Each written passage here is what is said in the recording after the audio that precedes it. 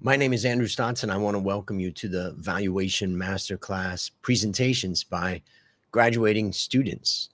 We've got another great one coming up, and I'm going to bring JP in right now. How are you? Hi, Andrew. I'm doing well. You know, when the minutes that we just talked between then and now, I ran out and made an espresso to get ready for the presentation. Uh, what's the name of the company that you're going to be doing? I'll be presenting Cheniere Energy Incorporated. Cheniere. And where is that? Where is that from? It's primarily located in the USA. Right. Okay. Interesting. And energy is such a hot topic these days. So I think we all want to learn about it. So let me bring up the presentation. Okay, we got it on the screen. Can you are you ready to go? Yes, I am. Okay, so More than I'm gonna ever. exit and then you just take over and let's have some fun. All right. Okay, go ahead. Good day. I'm JP Waban presenting the equity valuation for Cheniere Energy Incorporated, the company whose future is secured with long-term contracts and capacity boost.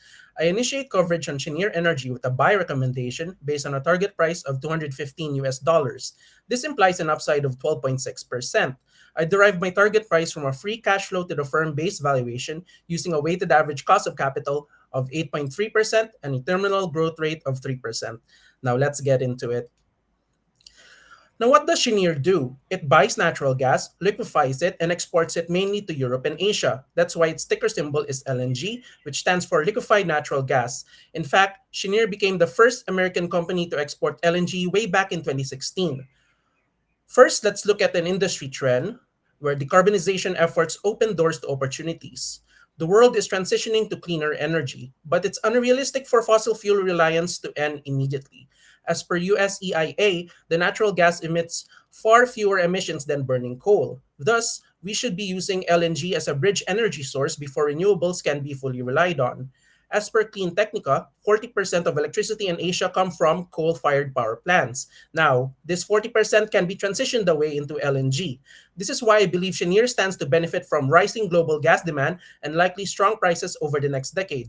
And I expect Cheniere to capitalize on this with its big plan, which is boosting LNG capacity with new trains. Now, what are trains? In the context of LNG, a train refers to production lines that liquefies natural gas by purifying it and cooling it to minus 161 degrees Celsius. This process compresses the gas so that the company is able to export greater quantity compared to its gaseous state. Cheniere currently has 9 large-scale trains with a total capacity of 45 million tons per annum. Now, 6 of these trains are located in Sabine Pass LNG terminal in the state of Louisiana, and 3 trains are located in Corpus Christi LNG terminal in the state of Texas. Cheniere has an expansion plan in Corpus Christi called the Stage 3 project, which will add 7 mid-scale trains with a capacity of over 10 million tons per annum, and this is expected to be completed in 2027. Moreover, Cheniere has applied with the Federal Energy Regulatory Commission 2 new projects: the Corpus Christi Mid-Scale Trains 8 and 9 project, which will add 3 million tons per annum, and the Sabine Pass Expansion project, which will add up to 20 million tons per annum. So with all these projects, how will Cheniere fund it? Well, Cheniere already solved that problem as most of its revenue streams are backed by long-term contracts. Around 90% of Cheniere's LNG production, whether operational or under construction, is secured through long-term contracts that have take or pay stipulations in them. As of December 2023, these contracts had a weighted average life of 16 years remaining. And take or pay is a stipulation in the contract where the customers must either take the LNG or a penalty. The remaining 10% of production is available for market sales and short term agreements, providing both stable cash flows and the flexibility to capitalize on global supply and demand shifts. As for constraints to growth, capital is a minor constraint, as we can see in the first chart here. Cheniere has historically enjoyed a negative cash conversion cycle. What does this mean? It means it gets the benefit of quickly turning its inventory into cash, which they can then use to fund their operations and expansion plans. Operation is a minor constraint because Cheniere is already a well established player with significant infrastructure in place. People is a neutral constraint because LNG production and management requires specialization. However, given that Cheniere currently has a solid workforce and is actively engaged in talent acquisition and development, I believe this is not a critical constraint at all. And finally, I believe that market is a major constraint. Why? Because of Cheniere Energy's earnings volatility. Let's take a look at the second chart. In 2022, revenue was 33 billion, but net profit was 1 billion. Meanwhile, in 2023, revenue was 20 billion, but net profit increased to 10 billion. These fluctuations are largely driven by volatile commodity prices and accounting treatment for derivatives.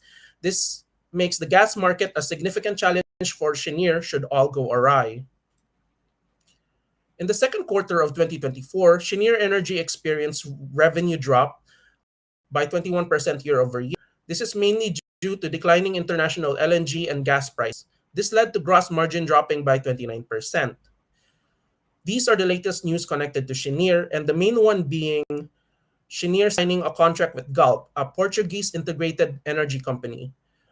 The contract is to provide zero point 0.5 million tons per annum for 20 years, and this will begin in the early 2030s. Now, this is great because the contract is expected to support the Sabine Pass LNG terminal expansion project. Now, let's look at Cheniere's revenue structure. For Cheniere Energy, LNG is the sole segment. Substantially, all of its long-lived assets are in the USA. 95% of revenue come from LNG, while 5% come from other revenues like regasification revenues and net derivative gain or losses. As for the price agreed with long-term customers, there is a fixed fee component per million British thermal units. This is the take or pay stipulation I was talking about, because whether or not Cheniere delivers the LNG to the customer, they still have to make these payments to Cheniere.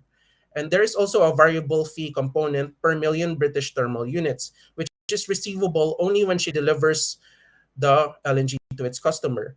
Now, this variable component is based on 115% of the settlement price of the Henry Hub. And what is Henry Hub, you may ask? It is a natural gas future contract to which Cheniere's long-term contracts are indexed to. Now let's look at FVMR. Overall, Cheniere does not seem particularly attractive to 1,008 non-financial companies in the USA. Valuation is attractive due to low price to sales and price to earnings ratio, and risk is attractive due to high times interest earned ratio. However, it is weighed down by seemingly unattractive fundamentals and momentum. For fundamentals, the past 12-month performance weighed it down where all metrics decreased. As for momentum, it was mainly due to negative revenue growth in 2023 and past 12 months that made it unattractive. Now it's time to review the Porter's five forces. Remember that one is a strong yes, while five is a strong no, and that the higher the score, the more attractive the company is. The overall score for Cheniere is 57%, which is above average, therefore making Cheniere mildly attractive. For rivalry among competitors, Cheniere scored 60% due to the following. There are key players like Shell and Qatar Energy, LNG, but they operate in different regions and markets, creating moderate rivalry. Also, the LNG industry is rapidly growing, and this lowers competitive pressures. And there are no major technological disruptions in the short term, as renewables are perceived to be potential long-term substitutes for LNG. For Cheniere's bargaining power versus its suppliers, I scored the company 33% because it is rather difficult for Cheniere to switch suppliers as they are locked into long-term contracts with them, making switching costly and time-consuming for Cheniere. Also, let's ask the question about backward integration. What would backward integration look like for Cheniere? Well, that means they would have to extract the gas themselves. There are three main business segments when it comes to the gas industry: upstream, which extracts the gas; midstream, which processes and transports it; and downstream, which delivers the gas to end users. We have to remember that Cheniere is a midstream gas company as it specializes in LNG processing, and it's very unlikely for it to backward integrate as the upstream gas industry requires massive infrastructure investments. Meanwhile, Cheniere scores a 40% as for their bargaining power versus customers because there are a few major players in the LNG market that um, customers can choose from. And customers, especially large industrial buyers and governments, may negotiate favorable terms here, but once the contract is signed, the customer's bargaining powers are reduced. And customers are price sensitive, especially during the negotiation phase. That's why I gave it 40%. Now let's look at threat of new entrants, which I gave 93% for Cheniere, because it's not easy for any company to just enter the industry. For instance, it took Cheniere 15 billion US dollars just to build their Corpus Christi facility. And also, the LNG sector is very heavily regulated, and that makes it very difficult for new entrants to enter the market. Even if the company has access to raw materials, they would need specialized knowledge in engineering, logistics, and market strategy to thrive in the LNG sector. And there's also the difficulty of attaining economies of scale. Cheniere already has this massive infrastructures in place and can produce a whole lot of LNG, around 45 million tons per annum. And that's not easy for any new entrant to just obtain. As for threat of subsidies, I give Cheniere a 60% because for customers, the switching cost is not low.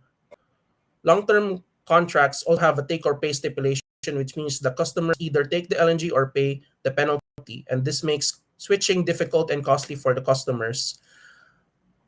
Finally, new competitors, particularly those in the renewable nuclear power sector, have the potential to leapfrog over Cheniere's business model.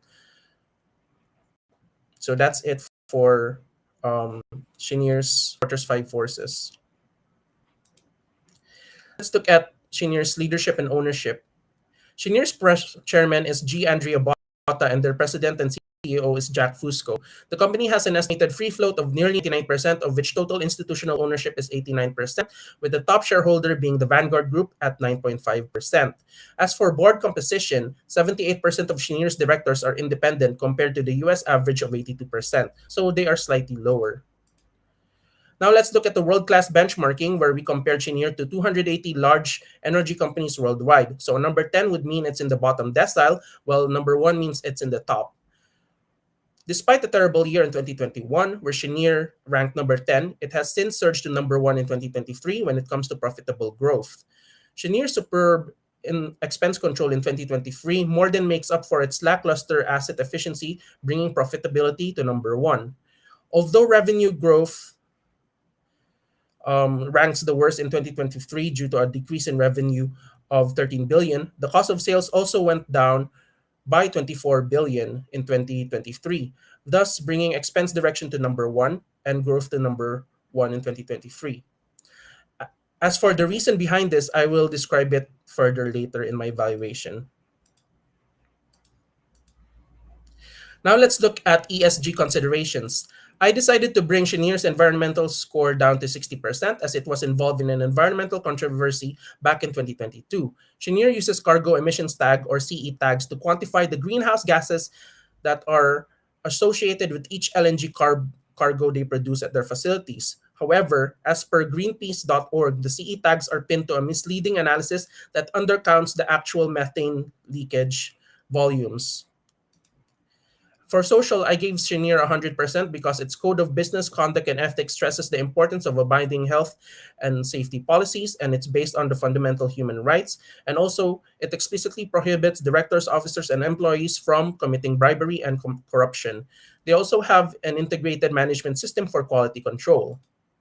For governance, I gave Cheniere Energy an 80% because only 78% of its directors are independent, which is below the 82% average in the USA. This brings Cheniere Energy's overall score to 80%, which makes it attractive ESG-wise. Now it's time to finally look at my valuation. Earlier, I mentioned that Cheniere Energy's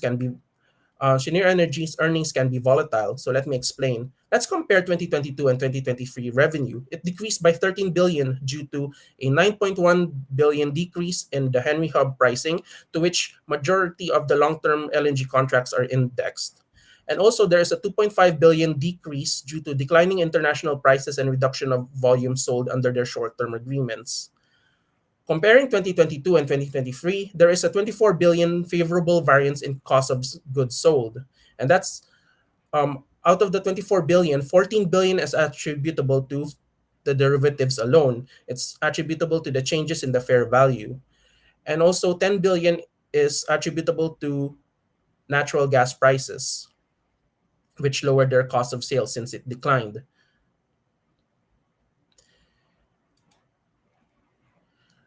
As for their assets, I expect net fixed assets to increase as more LNG production facilities of the Corpus Christi Stage 3 project come online through the forecast years.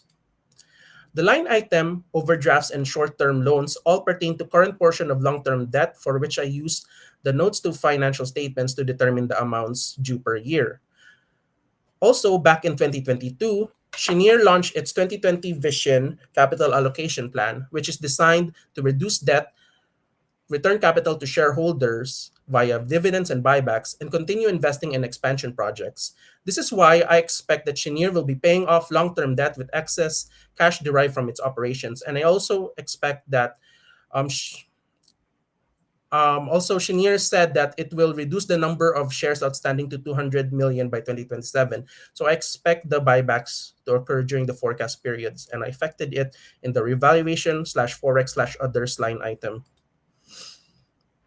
As for the cash flow statements, I expect capital expenditures to range between 2 billion to 4 billion, which matches the timing of the Stage 3 project being built. And I expect depreciation to increase as net fixed asset increase as well. I expect the cash conversion cycle to remain negative in the forecast years, which is consistent with historical trends. And let's look at my gross profit margin, which is 45, 40, and 40% in the forecast period. So what did I do to forecast the gross profit margin? As we remember, the cost of sales has a derivative component, and therefore, since we can't forecast volatility, what I had to do was I went through the historical averages. And what I noted was when I looked at the 5 quarterly averages, it was around 50% gross profit margin. So I went a bit more conservative in my forecast and used 40% instead. As for revenue, I just use Henry Hub pricing and also the expected production that will come online in my forecast period, and that's what I use to, um, you know, forecast my revenue. So let's look at the relative valuation. On the forward 2025 PE multiple, Cheniere trades at a discount compared to the energy sector in the USA, Asia ex Japan, and the world.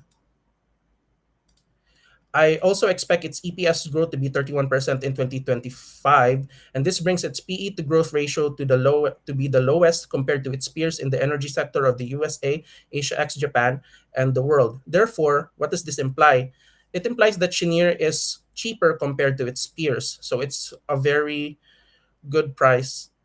It's a good time to enter Cheniere right now. However, when I looked at the price to book ratio, Cheniere appears to be overvalued compared to its peers in the USA, Asia ex Japan, and the world. Meanwhile, um, I forecast the return on equity to be around 54% in 2025. It might seem to be a bit too high, but let's look at 2023. Well, it's where the return on equity is 945%. So I would say that my forecast is more conservative and reasonable. So when we use the 2025 PB to ROE ratios, Cheniere is fairly valued to it compared to its peers in the USA and slightly overvalued compared to its peers in Asia ex Japan and the world. So let's go for my valuation. I assume a risk-free rate of 3% and a market equity risk premium for the US of 8.6%. I also assume a beta of 0.9% since Cheniere is not that sensitive to the economic cycle. I forecast a capital structure with around 33.9% debt to total capital, and this results in a WACC and a discount rate of 8.3%. I use a terminal growth rate of 3% and a free cash flow to firm to value Cheniere Energy Incorporated. In my base scenario, I anticipate sales growth of 4% until 2028, leading to a value of 215 US dollars per share based on the FCFF methodology. This represents a 12.6 upside compared to the current market price of 191 US dollars. In my sensitivity analysis, the optimistic case assumes a sales growth of 4.4% until 2028, resulting in a target price of 228 US dollars. Conversely, in the pessimistic case, sales growth is assumed to be 3.6% only, and this yields a value of 204 US dollars per share. So let's look at the risks involved when we invest in Cheniere. Earlier, I said that renewables and nuclear power can leapfrog LNG. So this brings me to my main risk, which is the failure of LNG to remain competitive energy source compared to renewables. Why? Because the success of Cheniere's business plan is dependent on the extent to which LNG can be exported to international markets at a lower cost than the cost of renewable energy sources.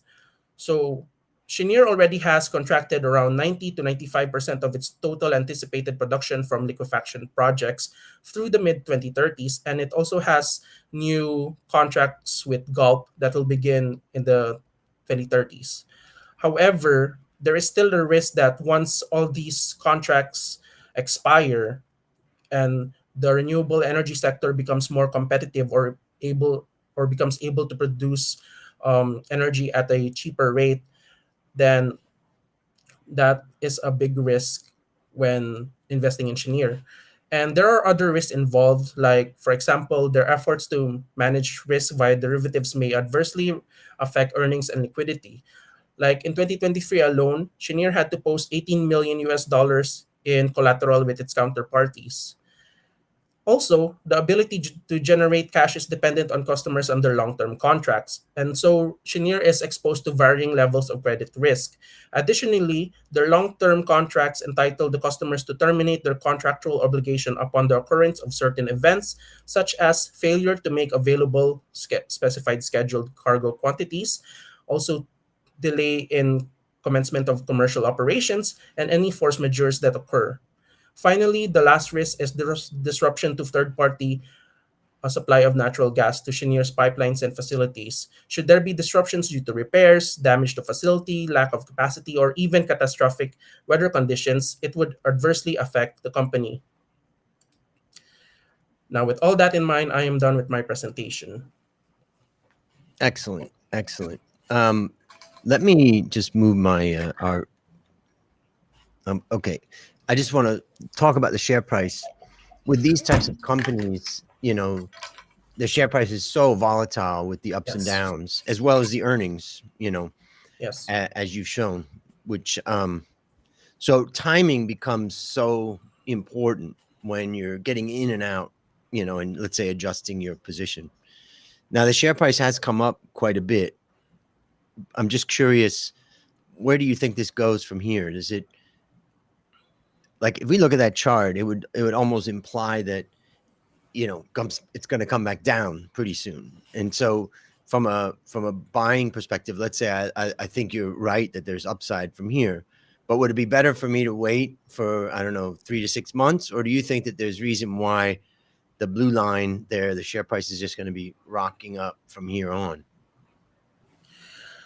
I believe that right now is the perfect time to buy Cheniere because my target price is around 215 US dollars. And we also have to account for the fact that I tried to make my forecast as conservative as possible. Um, there might be, a chance that even the revenue that I forecasted will be higher than expected. And also the earnings might be way higher because I couldn't forecast the volatility of the derivatives. So all I did was I went with historical averages to come up with the cost of goods sold. And this might not be the case realistically in the future. It might be way higher than that. And Mm. even if okay, let's not look at the volatility, but let's look at the growth prospects of Cheniere. Right now, Cheniere is ramping up its capacity. It has all these projects in line down the, and it will increase its capacity by around 10.5 million tons per annum. So that's why um, and this volume will may offset any changes in the price of gas. And I'm assuming that the extremely high ROE is coming from uh, either share buybacks or they're booking Yes. that big uh, derivatives loss, and that's hitting the equity. Yes, that's correct. The 945% ROE in 2023 is mainly due to the accounting treatment derivatives, and that's what really boosted their ROE in 2023. So, accounting wise, Cheniere can be pretty volatile, and that's why it's all the more important for us to look at the of the company. Yep. So let's look at some questions that we've got here. All The right. first one, it's not a question, it's a statement from Roman, one of our student Valuation Masterclass students. He said, "Nice espresso." Thank you. Okay, so Paolo says, "Where does Cheniere export to?" Can you give a breakdown on that? So this, I actually got an appendix from Cheniere's LNG Mm, exports, and let's look at that. most of its exports are in Europe and Asia, as we Mm. around 8 million tons per Europe, and it also does deliveries in and the Middle East and North Africa, but these are very small compared to Europe and Asia.